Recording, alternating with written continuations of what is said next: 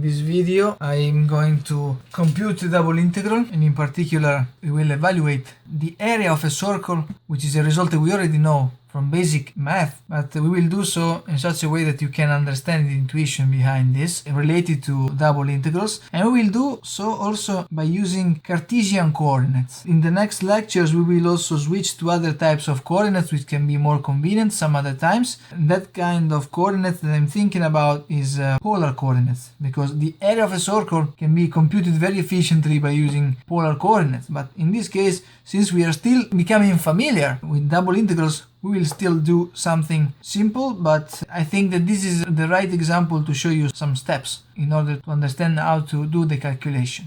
Okay, so we are going to compute the area of a circle, and the circle that's centered at the origin. We need to compute this area, and the radius of the circle is r. The equation of the circle is x squared plus y squared equals r squared. But for symmetry reasons, we can just compute 1/4 of the area and then multiply by 4 because of symmetry. This is just 1/4 of a circle.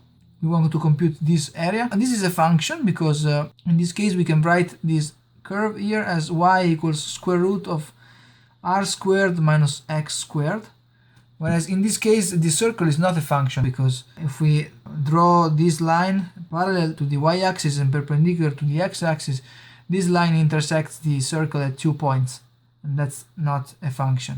We can perform the integration either by integrating before over y and then over x, or we can also choose to do the x integration and then the y integration. In this case we will compute first the y integration and then the x integration. In this case we are integrating the function 1 essentially. When we integrate the function 1, essentially you can interpret this integration as the area of the circle, or if you want you can interpret it as the volume, the calculation of the volume of the cylinder with the height of 1 and the circle as its base essentially. So we need to put the bounds here, the upper and lower bound of the integration, of the inner integration. The inner integral should be evaluated in this way. The y values start from 0, as you can see.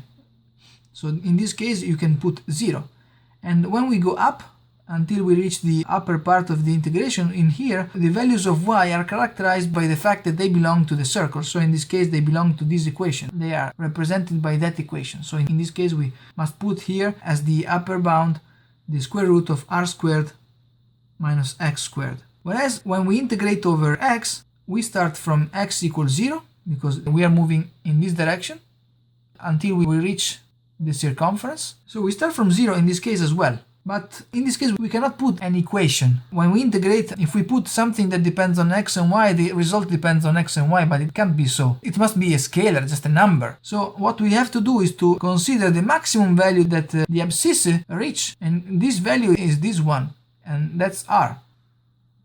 Remember that we also must multiply the result by 4, so that we get the entire area of the circle, not just 1/4. Also, take a look at the inner integral. The inner integral depends on x, because its bounds depend on x. So we cannot put it outside of the x integration. We cannot do that, because it depends on x, so it must stay inside. We first compute the inner integral and then proceed to compute the outer integral. So this is equal to 4 integration 0r. This is the integral of 1, but the integral of 1 is just y, because we are integrating over y. And then we have to evaluate y at the bounds. So it's just r squared minus x squared minus 0, if you want, times dx. So this becomes now an exercise of single variable calculus. And this can be performed by a substitution. For instance, we can set x equals r sine t. It is very important that this relation be 1-to-1. It can be very useful. If I plot the function sine of t, which is something like this, this is 0, this is pi over 2, this is pi, this is 3 pi over 2, and this is 2 pi. This is minus pi over 2. Well, this function here becomes 1-to-1 when we consider it between minus pi over 2 and pi over 2. So it would be very nice if we restrict ourselves to this portion of the curve. When we have to switch to the t variable, we have to change, and now we will see that how to change the two extremes of the integration. And it's important that the relation between the two variables is 1-to-1. Otherwise I cannot say what kind of t corresponds to x equals r, because when x is equal to r, I would like t to become equal to just one value, not more than one. And the same thing for 0, for x equals 0. I want just one value of t when x is equal to 0. So that's why I will restrict myself to this portion of the sine function. But I could have chosen other portions. The important thing is that I want it to be one-to-one, a relation that is one-to-one, and I will choose this one, otherwise it will not be so if I extend it any further. From this I can take the derivative of x with respect to t, and then I will show you why I have to do this.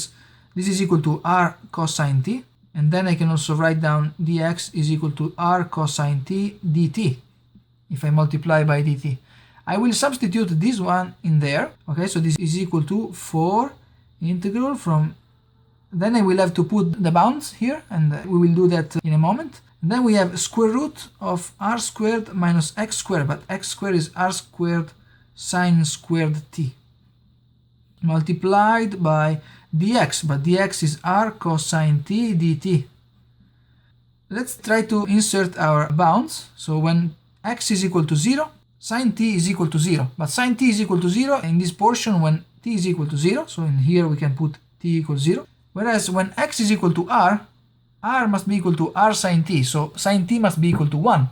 And then it means that t must be equal to pi over 2, which is this part here. Pi over 2 equal to, this integral is equal to, I will write it down here, 4 integration 0 to pi over 2. And then I can factor out an r from this square root, and then there is another one here, so it's 4r squared. And then I have square root of 1 minus sine squared, but that's square root of cosine squared, and that's just absolute value of cosine of t times cosine of t dt. Well, the cosine is positive when t ranges from 0 to pi over 2, right? Because the values of t are just characterized by these two boundaries, these two bounds. So the absolute value can be removed, and I can just write down 4r squared integration from 0 to pi over 2 cosine squared t dt. Okay, so this is an integral that is simpler than the other one, because it can be written by using trigonometric identities or trigonometric formulas. In particular, we know that cosine, for instance, of 2 alpha is equal to cosine of alpha plus alpha, if you want. We can apply the formulas distinctive of trigonometry. Cosine alpha times cosine alpha minus sine alpha sine alpha. So this is equal to cosine squared alpha minus sine squared alpha. But this can also be written as sine squared alpha is equal to 1 minus cosine squared alpha. So it becomes cosine squared minus 1 minus cosine squared. So it's 2 cosine squared alpha minus 1. And then if I want to obtain cosine squared alpha, I can write it down as 1 plus cosine 2 alpha divided by 2. So this is the formula that I need there, because it becomes much simpler. So it's equal to 4r squared integration from 0 to pi over 2. Cosine squared t is equal to 1 plus cosine 2t divided by 2 dt. This is equal to, okay, we can write it down as 4r squared integration from 0 to pi over 2, 1/2 times dt, but 1/2 just gives me 2 here, 2r squared, and then we have plus 2r squared integration from 0 to pi over 2 cosine of 2t dt. This integration just gives me pi over 2, whereas the integral of cosine of 2t dt is equal to sine of 2t divided by 2, because if we take the derivative of this, we have cosine of 2t and then multiply by 2, because we have to take the derivative of the argument as well. That's the chain rule. And then when we divide by 2, the 2's cancel and we get cosine of 2t. And this integral becomes equal to sine of 2t divided by 2, evaluated between 0 and pi over 2. So the area of the circle is equal to, as you can see, we have r squared times pi, because we have 2 and 2 here. So it's pi r squared plus 2r squared sine 2t divided by 2, 0 pi over 2. So this becomes equal to sine of 2 pi over 2, so it's sine of pi over 2 minus sine of 0 divided by 2, but this is 0 and this is 0, so overall we get pi r squared, which is the result that we already know from basic math. The next time we will see something more about this kind of integration by using polar coordinates.